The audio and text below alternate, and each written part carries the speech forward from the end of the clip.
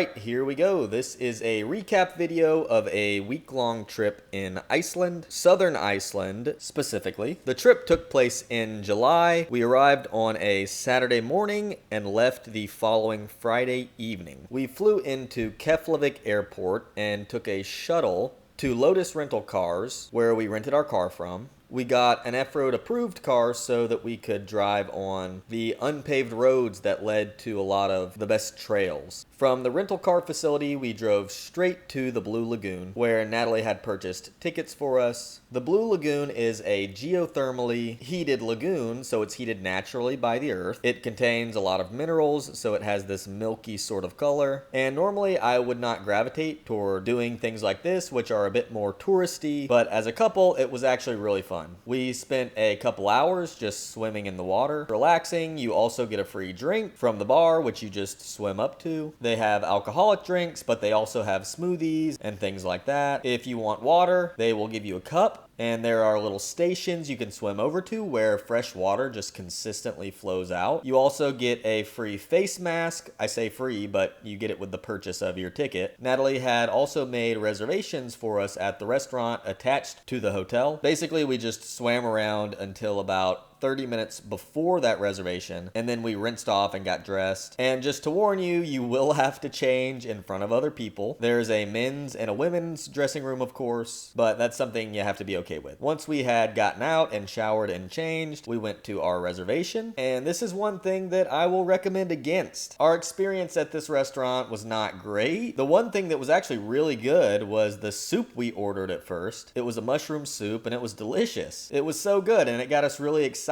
for the rest of the meal, which didn't really live up to that. I ordered some lamb, and Natalie ordered a broccoli type of dish. We also ordered a dessert, but after we finished our main courses, we were sitting around waiting for this dessert for over 30 minutes. And we thought they had forgotten about us, but eventually it came out. But this was the only mediocre experience we had with food in Iceland. So if you're gonna eat here, just get the mushroom soup. It's good. The restaurant aside, we highly recommend going to the Blue Lagoon. It was a lot of fun. After this, we drove to Reykjavik, where we had an Airbnb for one night. And we spent the rest of the day just exploring Reykjavik. From our Airbnb, we walked to the famous Hallgrímskirkja church. Please forgive the pronunciations in advance. There were a lot of other people here checking it out as well. We got there just in time to actually go in the church. I believe it closed around 5 p.m. and we were there around 4:55. So we briefly got to walk around inside. This church is a national monument in Iceland, and it's also the largest church in the country. And fun fact, it contains the largest organ in the country, in case you wanted to know that. Once we wrapped up here, we went out to explore the streets of Reykjavik. We went inside of a few small shops. We walked down the famous Rainbow Street, which is a celebration of pride in Reykjavik. You will find a lot of restaurants and bars in this area. Although we chose not to eat out this night, we had actually brought a good bit of food with us because we heard that Iceland could be pretty expensive for eating out and groceries, which was true, so I'm glad we did that. We also went to the Sun Voyager, which is a large steel sculpture of a ship right there on the waterfront, which looks like a Viking ship, but apparently was not intended to. It was just intended to represent an explorer's ship. And that wraps up this first day in Iceland. We went back to the Airbnb, got some sleep, and then woke up early the next morning to explore Thingvellir National Park, which is around an hour away from Reykjavik. Our first stop was Uxararfoss, which was very easily accessible. You just park at the parking lot, and it's just a short walk to the waterfall itself. We got there around 8 a.m., and there was one couple that was leaving whenever we arrived. But after they left, we had the waterfall to ourselves for about 10 minutes before another group showed up, and that's when we left. And at the same time, we saw quite a few other groups walking the short trail to get to the waterfall at the same time. So it looks like we got there just in time to have it all to ourselves for a few minutes.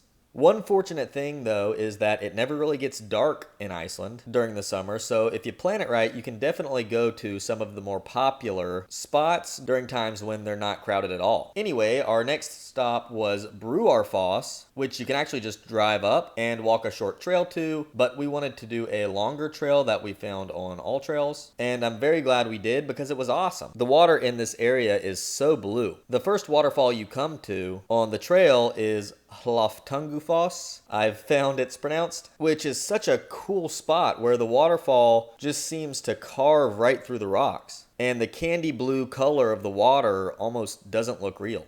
There was nobody else on this trail. We had it all to ourselves. There were, of course, people at Foss who had driven there, but we had the entire trail to ourselves. I think we saw one other couple on the way back to our car. Foss was about halfway down this out and back trail, and shortly after Foss, there was Midfoss, which was a pretty cool spot as well. You could stop, relax, have a picnic at any of these spots if you wanted to. Eventually, we made it to Foss, which was so unique and picturesque. You can see just hundreds of different channels the water is flowing down and all converging into this single stream. You can also go around the side and down to the base of the falls, where you can get an up-close view of the falls. It does get pretty slippery, so we didn't get too close to the actual falls. And although there were others viewing the waterfall from the bridge, there was nobody else at the base of the falls when we were there. We had that to ourselves. In a country with such a variety of unique waterfalls, this one definitely stood out. It wasn't the biggest or most powerful waterfall, but it was just so aesthetically pleasing to look at, especially with the beautiful light blue water. Our next stop was Geyser Center to see the Strocker geyser, which I believe is the most active one in this area. But there are a lot of different geysers in this area that you can walk around to and see as well.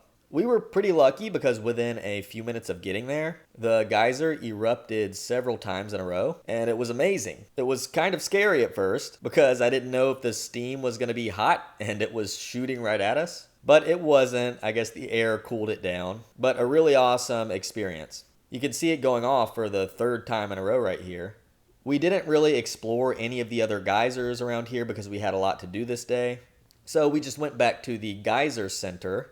Natalie grabbed a couple stickers and we had a quick meal at the food court. There's a big gift shop as well as a coffee shop and the food court area. Once we finished up here, we headed to Gullfoss, which was incredible. This might be the most epic waterfall I've ever seen. We went during the middle of the day, so of course there were a lot of people there, but I was wondering what it would be like to visit way later in the evening or way earlier in the morning. It was already a spectacular experience, but I think it would be even more unique if you were there totally alone. But I can see why this is one of the most visited places in Iceland. As we walked down the path and got closer to the waterfall, we started to get sprayed with mist. Lots of mist. I had to switch to my iPhone because I was worried about my other camera getting wet. A rain jacket was very helpful here, and if you're visiting Iceland, of course you should already have one in your backpack. That being said, overall we had pretty good luck with the weather in Iceland. We had a few nice sunny days like this day, and a couple days that were cloudy and had sprinkling on and off throughout the day. I highly recommend having some waterproof pants and some waterproof shoes in addition to your rain jacket. I wouldn't say they're essential, but it will make life a lot easier for you when you're hiking in these rainy, windy Icelandic conditions. Anyway, back to the waterfall, you can see all of the different views you get of this waterfall from the platform. There are basically two tiers to the waterfall. There's the upper falls area and the lower falls, which plunges down into that ravine. After we finished up at Gullfoss, we headed to Friedheimer, which is a tomato restaurant. This place was cool. The restaurant was in a greenhouse. You're surrounded by tomato plants. You can see all of the tables here, and there's a station right ahead where you can see everyone getting their tomato soup, which this place is famous for. If you look closely at the tables, there is a basil plant on each table, which you can put in your soup. Not the plant, but the leaves. They also have other things as well. I got a seafood skewer with scallops and shrimp, which was super delicious. All Icelandic caught. They have salads, salads and other dishes as well, but everything centers around tomatoes. The tomato soup was so good, and I'm not even a huge tomato fan. You can see my messy bowl of soup right here. Friedheimer, very highly recommended. After this, we headed to our Airbnb, which was in Hella, and this is where we would be staying the rest of our trip. We got checked in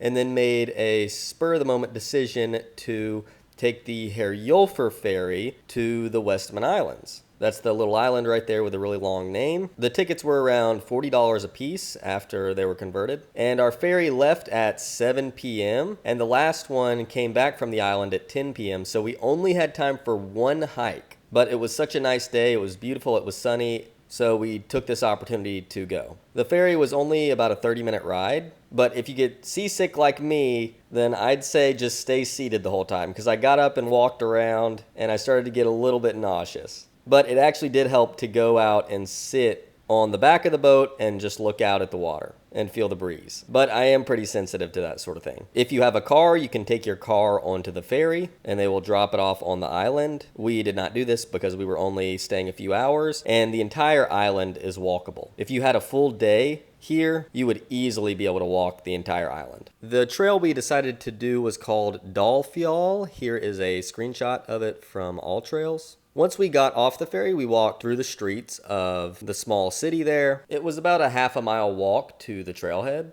You can already see the craggy mountains starting to form. It was already around 8 p.m. and the sun was starting to get low in the sky, which was really beautiful. The hike itself was only 1 mile round trip, but it was very steep. The thing that we came to learn about a lot of Icelandic trails is they don't really like switchbacks. They tend to just have a trail that leads straight up to the peak, unless they have to add a switchback or two. So it wasn't the easiest climb up to the top of this cliff, but it wasn't terrible. As we climbed further upward, more of the landscape came into view. You can see the sun penetrating through different parts of the rock. Eventually we came to the top of a ridge and could see the waters of the Atlantic Ocean appear. But this was not the end of the hike. The hike continued further along the ridge, and it did go over some kind of sketchy areas where there were loose rocks you had to climb up. There was a rope that you could hold on to that made it a little bit easier. But from the top, we had a real bird's eye view. In fact, you can see a lot of birds flying down below us. There's also another trail that led along the other side of the ridge, which if we would have had more time, we would have gone on. But by the time we got to the top here, it was getting close to 9 o'clock, and we really needed to start heading down around 9:15 if we wanted to catch the 10 o'clock ferry. So we didn't have enough time, but we definitely would have gone along that other trail if we were able to. Anyway, we caught the ferry back to the mainland and went back to our Airbnb to get some rest. Then we woke up early the next morning to go to the Fjallabak Nature Reserve, which we were really looking forward to. This was one of the hiking destinations that was highest on our list. You will need an F-Road approved car. The roads are not in terrible condition. Overall, they're pretty good, but you will have to make a few river crossings, and you want a car that is capable of that and that has four-wheel drive to get you out of any tougher spots you might run into. You'll see us going over a shallow water crossing right here. There were deeper ones on this road, but our car was more than capable of getting through all of them. Once we arrived and parked, we walked over to the base camp type of area, where they had restrooms and water fill-up stations and where people were camping. We stopped briefly to use the restroom and to fill up our water bottles, and then we were on to our hike. This was the trail we did on All Trails, and it was around 7 miles, but it was pretty tough. Certain parts were pretty steep inclines, especially right at the start of the hike. We did the trail clockwise, which I think was the right move, or else we would have been coming down very steep portions of the trail and potentially sliding on them. But you can see just how steep the trail is, and you ascend pretty quickly. Within about 10 minutes of the hike, we could see the vast valley below us. So you get a pretty good workout in right off the bat. And this first portion of the trail is the most difficult part. Once you get through this, there are 1 or 2 other steep climbs, but they're pretty short compared to this one. You're mostly going downhill for the rest of the trail. This first part of the hike continues gradually upward, revealing more and more of the surrounding landscape. You can see the snow patterned throughout the mountains here. Eventually, the trail reaches the peak of this particular mountain, where you'll see a sundial, and you get a very wide, spanning view of the surroundings, a full 360-degree view. This is one of those views that looks like a painting or like something AI generated. It just doesn't look real. You can see the blue water of that lake there in the distance, as well as that big lava field. And then these mountains just look fake. The way the brown is patterned with the snow and the tan. For me, the closest thing I've seen that resembles this is Zabriskie Point in Death Valley. But the view here is far more vast. As we descend here, you can see that lava field come into view. This type of landscape lets you really understand how small you are. Walking along this ridge, it looks like we're ants on an anthill. And it really brings into perspective the enormity of the surroundings. And I'm always impressed when I look down at ground level and I'm like, we were just down there. It's crazy how quickly you can climb up a mountain, I guess, when you want. Anyway, at a certain point, we had to cross a large sheet of ice, which was melting at the bottom. So it was a little weird, but we got over it just fine. And we continued to make our way closer to ground level. At a certain point, we saw a little ice cave that had formed, and we walked over to it. This seemed to be the time of year when a lot of the ice from winter was really starting to melt pretty quickly, but I'd be curious to see how everything would look in a month from this, which we went in early July, but I wonder whether that cave would be there at all in August. Eventually, we were back down to ground level and had to do a quick river crossing before making it to the lava field. One of the first things we saw in the lava field was a rock ptarmigan, which is an Icelandic bird. It was kind of tough to see with the horizontal shot there, so I put a couple of the vertical videos of it in where I zoomed in a bit closer. You can see all of its little chicks wandering around there. This was actually really cool to watch for a few minutes. I sent this video to a friend who is a bird watcher, and although he has been to Iceland, he has never seen a rock ptarmigan, so I've got him beat there.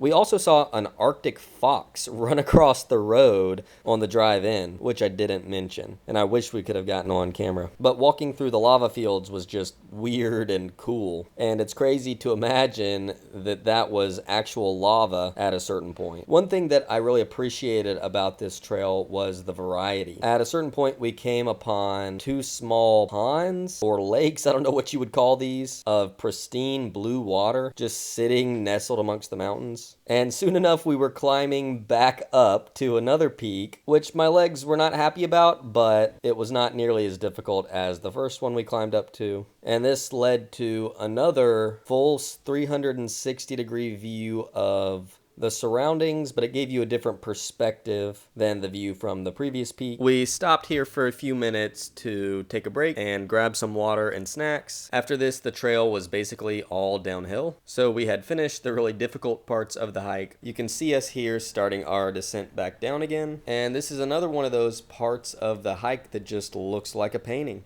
The way the browns are mixed in with the tans and the unmelted ice is just such an interesting looking place. Like something you'd expect to see on a different planet.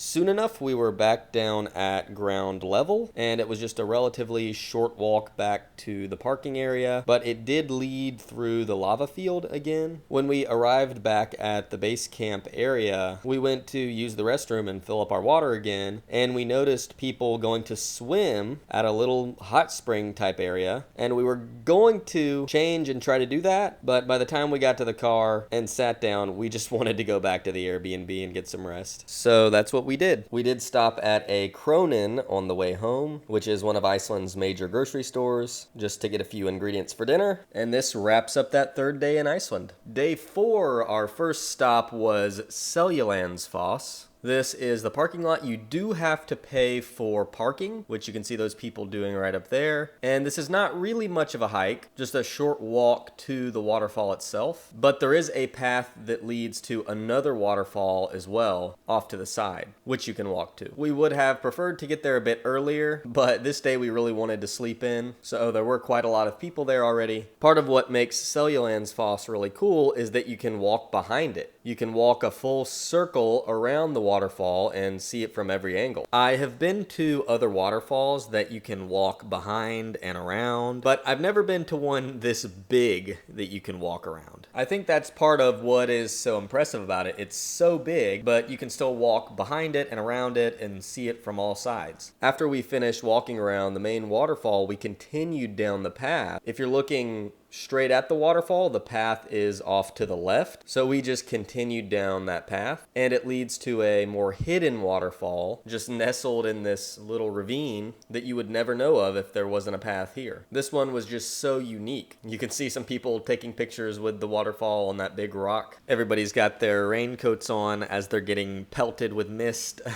But this waterfall was super cool. It looks magical almost. Like if you put your sick aunt in the water, she'd heal. But we didn't have time to experiment, so once we wrapped up here, we headed to our next stop, which was the Shalakot Manor to Waterfall Trail. Here it is on All Trails. To start the trail, we parked at this little church and walked down the road until we reached this path. We went up and over that bridge, and then there was a small ladder to climb up to this ridge where you can look down into this canyon or ravine. I'm not really sure what you'd call it. But for me, this was the first trail we did in Iceland that seemed quintessentially Icelandic. And by that, I mean, this is what I imagined hiking in Iceland would be like. You have the lush green grass, moss everywhere, sheep and waterfalls, canyons. This trail fit the bill for what I was imagining before we got to Iceland. The trail itself led along this river. At a certain point, there was a waterfall plunging down into the ravine. And I'm sure there must be some way to get to the bottom of that one, but we didn't explore that. We just followed the trail in front of us. I would suggest using the All Trails map because the trail does kind of disappear and come back into view at certain points, and you don't really want to lose that if you haven't done this one before. But basically the trail just leads along this river up this little bit of an incline, and eventually the waterfalls at the end of the trail come into view. One of them is very apparent right there in front of your eyes, but the other one you can really only see the top of until you get close to it. That one you can walk right up to, which I did. You can see there was nobody else on the trail the entire time we were hiking, which I don't believe was the case for any other trail we did in Iceland. I believe this was the only one where we didn't see any other hikers. It was really cool to be alone at this waterfall that it seemed like nobody else really knew about. As we wrapped up here, we were starting to get hungry, and we didn't really know where we were gonna go or whether we were just gonna eat snacks in our bag, but on our drive to our next stop, we saw this Foxy Bakery. I don't know if that's how you say it, but I like saying Foxy, so that's what we'll call it. It was just a cute little bakery with baked goods, soups, and sandwiches. Here we got a bowl of beef stew, which was actually really good and definitely hit the spot because it was not a super warm day at all. And Natalie got a cinnamon roll, but here's the inside of the bakery. We didn't stay here for too long because we were looking forward to seeing Skogafoss, which was about a 10-minute drive away. And this is another very famous waterfall in Iceland. There were a lot of people here. The waterfall is pretty easily accessible, and usually you can walk right up to it, but when we were there, the water was flowing a bit too hard, so most people weren't really willing to walk along the rocks to get closer to it, but we were. Most people just stopped right about here, and you can see most of the waterfall, and it's still very impressive, but that wall of rock jutting out in front of us, we went around. There were a few rocks to step on, and we basically had the waterfall to ourselves at that point in that little nook. You can see how forceful and powerful it was by the amount of mist it sprang up. It was incredible to stand right in front of it. But once people saw us go to this little nook area, then others started to follow as well. I think one lady even fell in the water trying to follow us. But fortunately, we had a couple minutes to ourselves. Once we were done there, we went up to the top of the falls, which you really can't see all that much, but it's still cool to see where the water is coming from. And you can continue that trail, I think for quite a long time, until you hit the Thorsmork area of Iceland. But we didn't do that. We continued on that that trail, maybe another half mile or 3/4 of a mile, and we saw a few of the waterfalls that were upstream, which were actually incredible waterfalls in and of themselves. I'd say it's definitely worth the extra mile round trip to go down that trail to see some of these falls. These are the types of waterfalls that if any one of them were at the end of a trail that I hiked in my home state, it would be just this epic trail with this beautiful waterfall ending. But I think the fact that they're right near Skogafoss makes them seem a little less impressive, but these are really beautiful waterfalls. After viewing several of these waterfalls, we headed right back down the trail the same way we came and drove to our next stop, which was Gullfoss.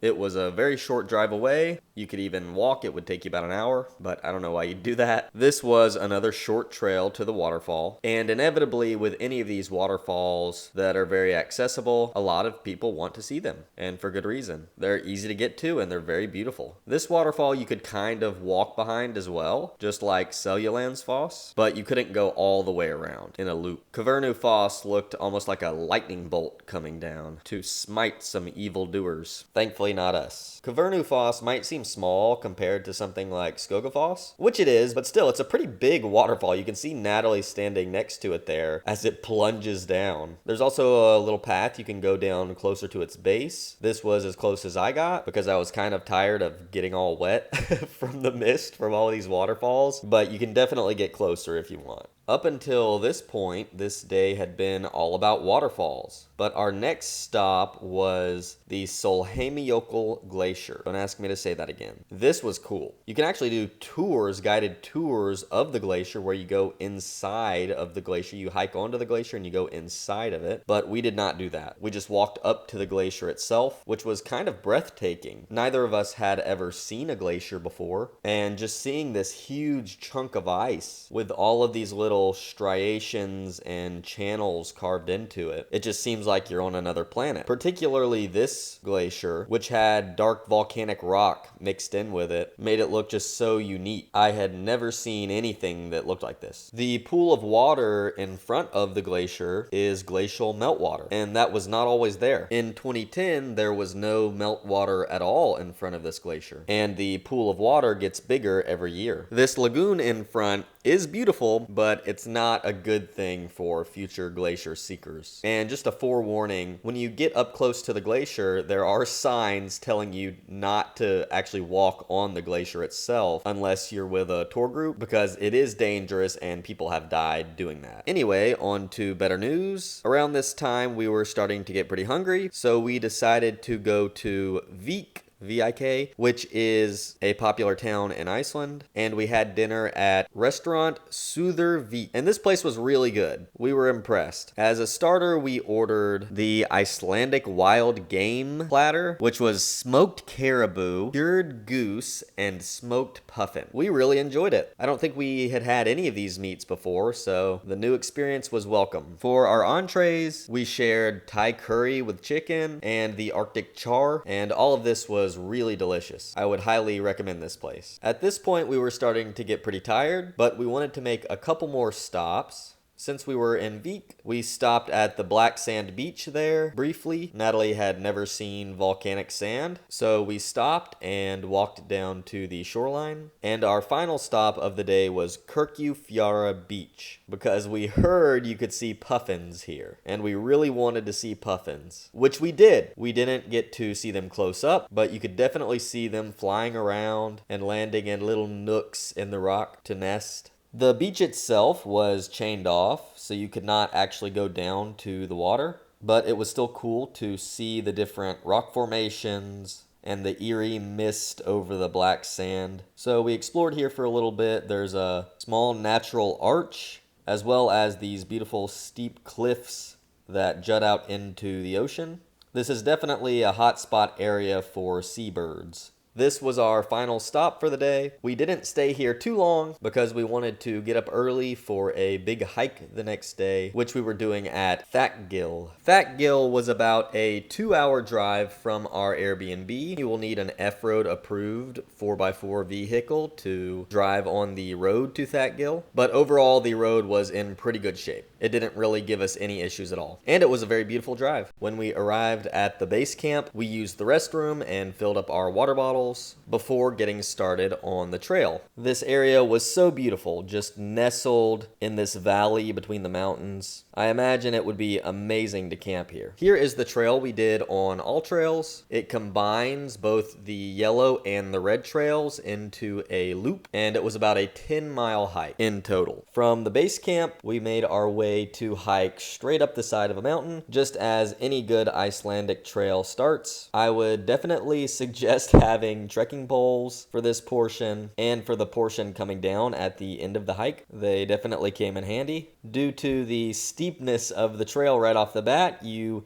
inevitably gain altitude pretty quickly. And before we knew it, we had an eagle-eyes view of the valley we just came from. The surroundings were stunning and vast. The first 2 to 3 miles of the hike were pretty tough, and you're going up steep climbs. But after that, the incline really mellows out and the hike becomes much easier. So if you can get past the difficult start, you shouldn't have too much of a problem with the rest of the hike. If I had one word to describe this hike, it would be epic. There was so much to see. There were unbelievable views throughout the entire hike. The scenery changed throughout the hike as we carved our way through different areas. At some points, we were hugged by the mountains around us. And at other points, we were out in the open and could see far into the distance. This trail really seemed like we were hiking in Lord of the Rings, on some epic quest to find a glacier. And that feeling of fantasy was strengthened by the fact that nobody else was on this part of the trail. For the first half of the trail, we saw maybe 4 other people. Although I know this is a popular area, this hike really seemed like a hidden gem. As we climbed upward, we were making our way closer and closer to the Nauthusagil glacier, which is what this whole hike centers around. You can see the glacier coming into view up ahead as we took our snack break here. And before we went to Iceland, I never actually knew exactly what a glacier was. I thought it was just a big chunk of ice. But a glacier is a moving sheet of ice. So basically a river of ice. And from this view, the Nauthusagil glacier really looks like a river of ice flowing out into the valley. As vast and impressive as this view was, this was only the tail end of the glacier.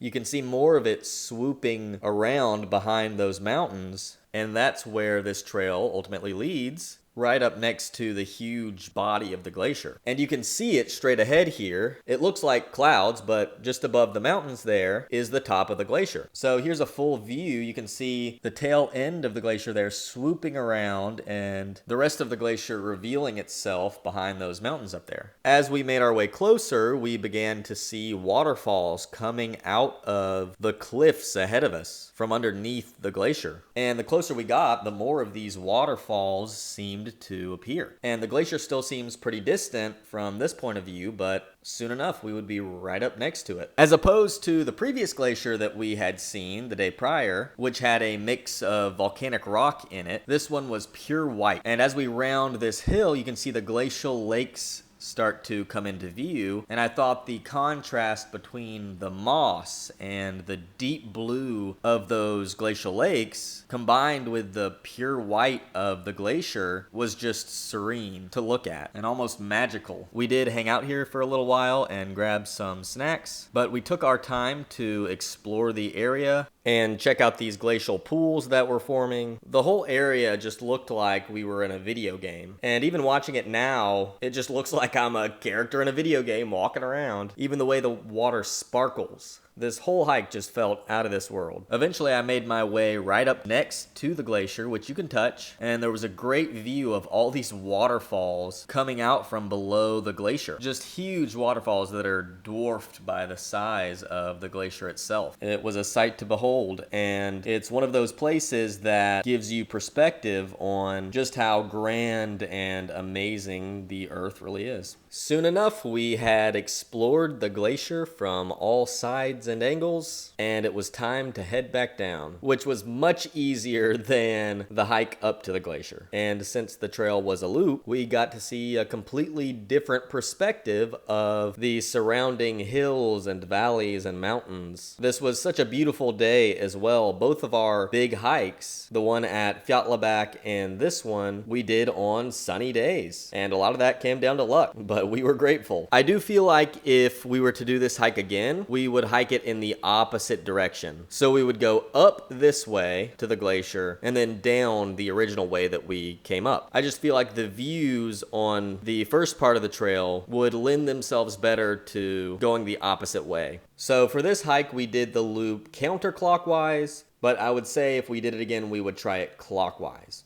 Either way, you just can't go wrong, though. The descent down to base camp was quick. I think it took us about an hour and a half, and the only difficult part was at the very end. The last little bit of the trail to descend into base camp was very steep and pretty sketchy in certain areas. One lady we passed had twisted her ankle, so that's just something to watch out for and another reason to keep trekking poles on you. Here's a quick video of that final, very steep portion of the trail. I couldn't take any video while I was doing it, but you get the idea.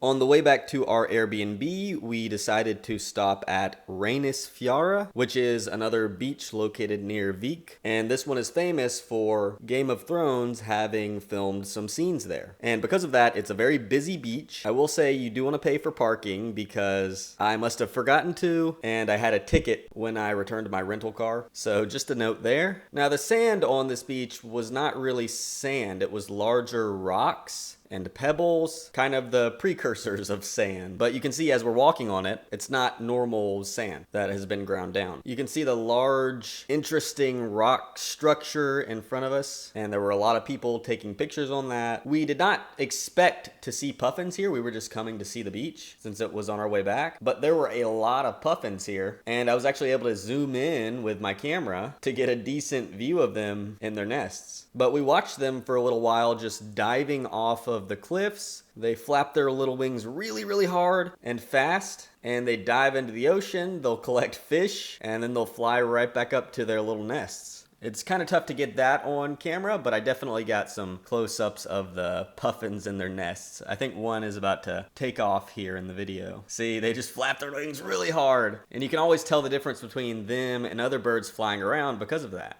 This was our final stop for the day before heading back to get some rest. The next day we had another pretty big hike planned in the Thorsmork area, which was supposed to be very beautiful, but it didn't go exactly to plan. We drove most of the way there. The road was not in great condition. It was the worst of any of the roads we had driven on thus far, and there were a lot of river crossings. At a certain point, we reached a river crossing where a couple other people were pulled over, and we took a look at it, went out and tried to see how deep the water was, and we decided to turn around. It just didn't seem like it was worth potentially getting stuck or messing up the car, and we didn't know if there would be even deeper river crossings ahead. So we decided to turn back and go to Nauthusagil, which is an area with a beautiful waterfall back toward the way we came from. And although I was disappointed that we didn't get to do our longer hike in Thorsmork, this place was amazing, and I'm so glad we got to see it. We did not really know what to expect. We just pulled into the parking lot and walked down the path. Eventually, it led to a spot where you walk directly into a ravine. The path leads through the ravine. At certain points, we had to jump from rock to rock to prevent our shoes from getting wet, and just the walk toward the waterfall was so cool. It seemed like we were in a scene from Jurassic Park. Eventually we came to a smaller waterfall before the main one, and there were a few other people here as well. You can see a guy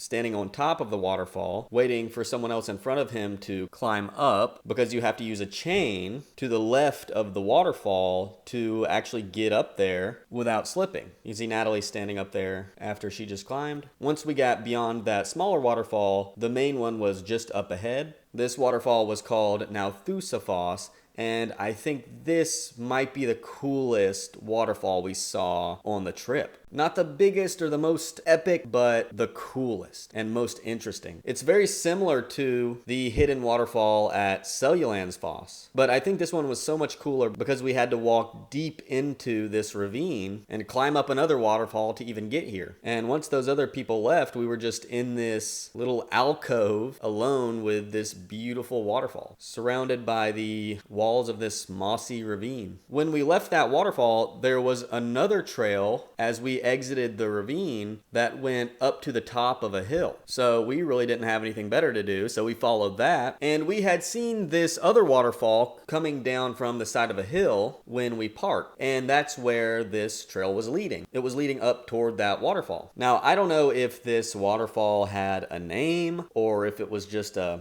glorified stream coming down from the top of the hill, but it was still interesting to walk up to it. And what we didn't know is that there were blueberry bushes everywhere in this area. Most of the berries weren't quite ripe yet, but we spent quite a while here looking for ones that were. There were also a lot of other berries called crowberries, we found out, that were edible, but they didn't taste all that great. They taste about as good as you think crowberry sounds. But you can see a couple blueberries here I collected, and Natalie's over there picking her some, and she had a little handful. But overall, we found probably 15 or 20 good blueberries. After we wrapped up here, we were pretty tired from our previous few days of hiking, so we went back and took a nap for a couple hours, and then we decided to go back to the Westman Islands on the ferry to hike to the top of the volcanoes there, which we hadn't been able to do when we went earlier in the trip. Here is the trail on all trails.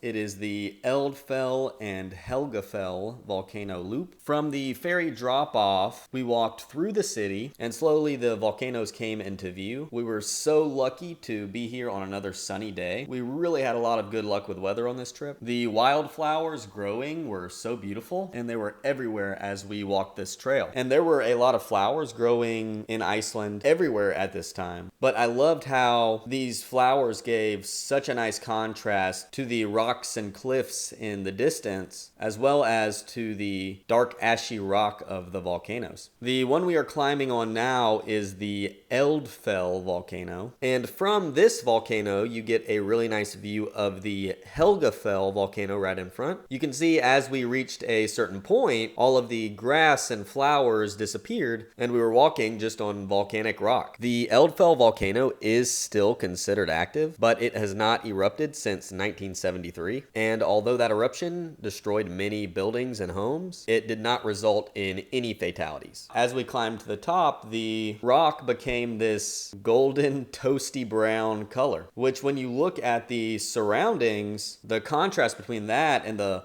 lush bright green grass and the light blue of the water is just so beautiful. This was absolutely one of my favorite parts of the trip. I loved everything about this island. You can see the other islands that belong to the Westman Islands out there in the distance. And there are tour boats that will take you to those other islands, which we looked into, but we didn't plan far enough in advance. And our trip was pretty packed start to finish, so we didn't really have a lot of time to fit those things in anyway.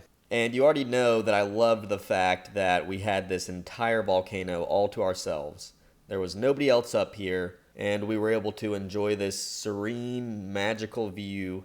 Eventually, we made our descent back down the Eldfell volcano and over to the Helgafell volcano, and ultimately the Eldfell volcano hike was not super difficult. The incline was not nearly as steep as many of the hikes we had been on in Iceland. I wouldn't say it was particularly easy, but it was a short trail and pretty mild for the Icelandic standards we had become accustomed to, but that would not hold true for the Helgafell volcano, which the trail was just a literal straight walk up the side of the volcano. You know, I appreciate the Icelandic directness with these trails, but after a full week of hiking, it's not the easiest walking straight to the top of a volcano. Once we got to the top, though, you could see there were all these flowers growing in the center of the volcano. Unlike Eldfell, Helgafell is not an active volcano, and it's got the classic cone shape with the divot right in the center of it at the top, which is what I generally think of whenever I imagine a volcano. As we circled around the rim of the volcano, the entire island came into view. From this spot at the peak, you get an entire 360-degree view of the entire island, which I think is a first for me. I don't think I've ever been on an island where I can look around and see the entire island from one spot. We would have loved to stay here longer, but we were starting to get very hungry, and we planned to go to the, I'm going to butcher this name, Slipperin restaurant, which is known as one of the best restaurants in Iceland. So we quickly made our way down the opposite side of the volcano and then walked down the road until we made it to the Slipperin restaurant. Again, I'm probably saying that wrong, but forgive me. I don't believe we had a reservation, but we walked in and were seated right away. I ordered some lamb chops, and Natalie ordered a mushroom dish, and we ordered a side of roasted potatoes and this pear dish that sounded really good, and it was really good. Everything was so delicious. Until this point, we had eaten a lot of good food in Iceland, and this was the best meal we had. Thinking about it now, my mouth is watering. Unfortunately, this restaurant is closing at the end of 2025. The chef is moving on to other adventures, so we were very lucky we got to experience it. This wraps up our final full day in Iceland. So we took the ferry back and got our bags packed. The next day, our flight did not leave until around 5 p.m. So we decided to hike to a thermal river that was on the way back to the airport. Here is the trail on All Trails. We did not hike the full length of the trail. The thermal river where you swim takes a little over 2 miles to get there, and of course the same distance back. So that is all we did. The trail itself does extend a bit further on. As we start the hike, you can already see things steaming in the distance from the geothermal activity. Basically, the trail just leads alongside this thermal river until it reaches an area that is deep enough to swim in and is the right temperature. But outside of the swimming area, the hike itself is very beautiful. The fact that we were here on a cloudy, misty day made the steam coming off of the water even more eerie, and it gave the hike an ominous tone. So the trail continues through these mountains along the river until it reaches a boardwalk, and this is where the swimming area is. And by swimming, I mean, really, you just sit in the hot water. You're not doing laps. They have barriers set up so that you can change behind them. And the river is divided into little sections with rocks that people have placed out. So it seems like everybody is in their own little pool. Further up the river, the temperature got very hot. So we avoided that part, as did everybody, and went down to an area that was perfectly warm. Here's a quick video from in the actual river itself. I didn't want to film too much there because I thought it seemed creepy, but we stayed there for maybe an hour before heading back down the trail. Our final stop of the trip was at the Greenhouse Hotel. They had a food court there with quite a few different restaurants, and Natalie had been wanting to try fish and chips here, so we got that. And this wraps up our week in Iceland. If you enjoyed the video, please consider liking and subscribing. This one took quite a while to put together, and there will be many more to come. Bye!